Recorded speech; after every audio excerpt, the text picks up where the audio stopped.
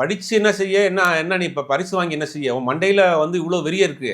National லெவல்லலாம் போய் win பண்ணி அவார்ட்லாம் வாங்கினா ஒரு பெர்சனுக்கு எப்படி சார் இந்த மாதிரியான ஒரு நாட்டுக்கு தூண்டுதல்லாம் பெருமை இருக்கும்? சேர்க்க வேண்டியவர், வீட்டுக்கு பெருமை சேர்க்க வேண்டியவர், இவ்வளவு பெரிய ஒரு வேலையை ஏன் செஞ்சாரு? அப்ப அந்த குடும்ப கட்டமைப்பில் சிறு வயதில இருந்தே சாதி பெருமையை சொல்லி சொல்லி வளர்க்கறது. அப்ப மண்டையில ஏறிரும். இந்த பையனுக்கு ஒரே நாள்லலாம் வந்து இவ்வளவு மாத்த முடியாது. நீ போய் 4 பேர்த்துல பழகியிருப்ப.